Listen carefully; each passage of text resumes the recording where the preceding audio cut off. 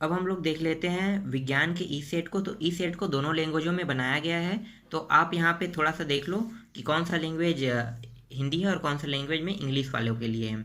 तो यहाँ पे देखो उत्तर क्रमांक 1 पे देख लेते हैं। उत्तर क्रमांक 1 में देख लो, आंसर नंबर 1 जो लिखना है वो इंग्लिश वाले लिखेंगे और उत्तर क्रमांक जो लिखना है वो हिंदी वाले लिखेंगे। यहाँ पे CAACB जो ऑप्शन लिया गया है ये इंग्लिश वालों का है। ठीक है, यहाँ पे इंग्लिश में जो लिखा है ये पूरा इंग्लिश का है। और यहाँ पे देखो जो हिंदी में है वो हिंदी वाले लिखेंगे। ठीक है, सी के जगह में आपको स लिखना है, ए के जगह में अ, यहाँ भी अ, यहाँ पे स रहेगा और यहाँ पे ब रहेगा। बाकी सब सेम रहेगा। और देखो यहाँ पे चौथा में जो है वो हिंदी और इंग्लिश दोनों लैंग्वेज में सेम है, इसलिए इसको ऐसे लिखना है। ठीक है, उत्तर क्रमांक 1 इस तरह से बनाना है। फिर उत्तर क्रमांक 2 देख लो। तो उत्तर क्रमांक 2 में यहाँ पे देखो हिंदी और इंग्लिश दोनों में लिखा हुआ है। तो उत्तर क्रमांक 2 और आंसर नंबर 2 इंग्लिश वालों के लिए है। अब यहाँ पे हिंदी और इंग्लिश, तो जो हिंदी में लिखा है वो हिंदी वाले लिखना और जो इंग्लिश में लिखा है उसको इंग्लिश वाले लिखना है। ठीक है, तो देख लेते हैं एक बार पढ़ के। सब्लिमेशन का होता है ऊर्ध्वपातन होता है पावर का, हिंदी में ऊर्जा होता है। वाट को वाट ही कहते हैं। ठीक है, रेबिस को रेबिस लिखना है आपको। फिर ग्रीन हाउस को ग्रीन हाउस हिंदी में लिखना है। तो देखो हिंदी इंग्लिश दोनों लैंग्वेजों में बना हुआ है। उसके बाद अगला प्रश्न देख लेते हैं, प्रश्न क्रमांक 3 को। तो प्रश्न क्रमांक 3 में हमें सही जोड़ी मिलाना है। ठीक है, तो हिंदी वाले हिंदी में देख लेना, इंग्लिश वाले इंग्लिश में देख लो। तो देखो यहाँ पे जो हिंदी में लिखा है, ठीक है, ये हिंदी नाम में लिखना है, हिंदी नाम में। और ये देखो ये इंग्लिश में है, ये इंग्लिश में रहेगा। बाकी ये दोनों सबके लिए कॉमन है। ठीक है, हिंदी इंग्लिश वाले के लिए दोनों के लिए कॉमन है। तो हम सिर्फ सही जोड़ी मिला लेते हैं।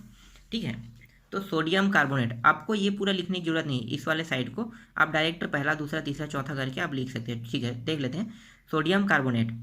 तो सोडियम कार्बोनेट का कहाँ पे आएगा? तो सोडियम कार्बोनेट पहला से चौथा में आएगा। ठीक है, फिर अमोनियम सल्फेट। तो अमोनियम सल्फेट देखो और कहाँ पे सूत्र है, ये भी सूत्र है ना। तो यहाँ पे देखो अमोनियम सल्फेट लिखा हुआ है, तो ये वाला इसमें आएगा।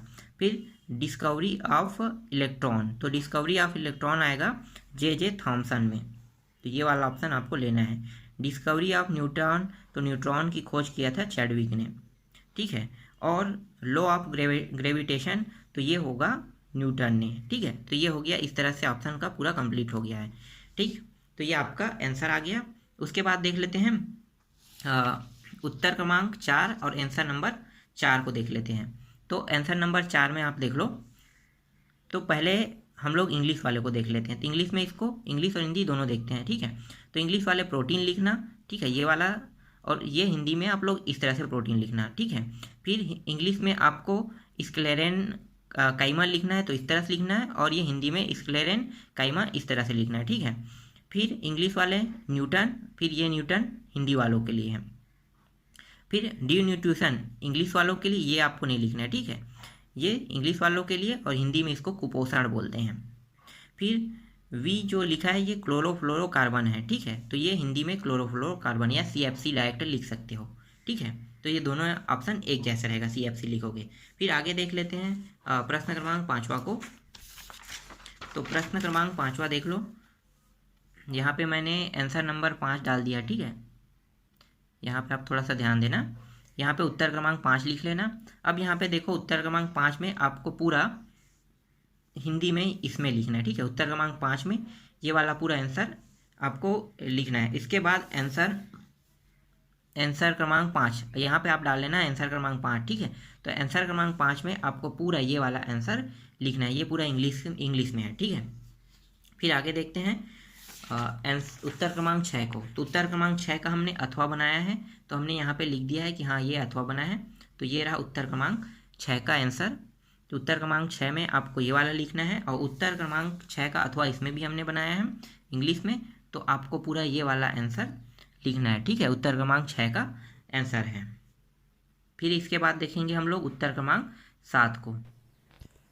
तो देखो यहाँ पे आपको उत्तर क्रमांक 7 दिखाई दे रहा है। तो उत्तर क्रमांक 7 में आपको पूरा का पूरा यही वाला आंसर लिखना है। ठीक है, तो उतक की ये परिभाषा है, तो उतक के बारे में आपको लिखना है। तो ये उत्तर क्रमांक 7 है। फिर आंसर नंबर 7 में हमने वही प्रश्न बनाया है जो इसमें बनाया है। ठीक है, तो आंसर नंबर 7 में आपको पूरा का पूरा ये वाला आंसर लिखना है। ठीक है, ये इंग्लिश वालों के लिए है।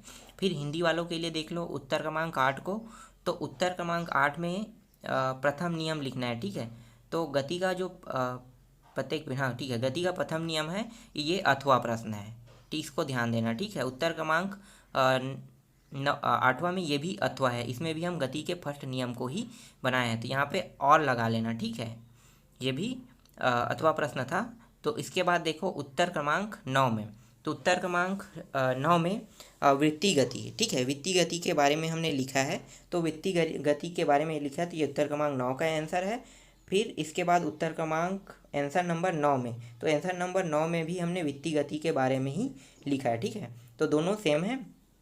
आप यहाँ पे इंग्लिश वाले इस वाले आंसर को लिख लेना। फिर हिंदी मीडियम वाले उत्तर क्रमांक 10 में आपको ये वाला आंसर लिखना है, मिश्रण और यौगिक में 3-3 अंतर बताना है, ठीक है, तो 3-3 अंतर हम यहाँ पे बता रहे हैं, तो ये वाला आंसर आप लोग लिख लेना, ठीक है। उसके बाद आंसर नंबर 10 में भी देख लो, तो यहाँ पे तीन विकल्प मतलब कंपाउंड और मिक्सचर में भी तीन अंतर दिए हुए हैं, इन तीनों अंतरों को आपको लिखना है, बाकी जो है वो अगले पार्ट में देखेंगे।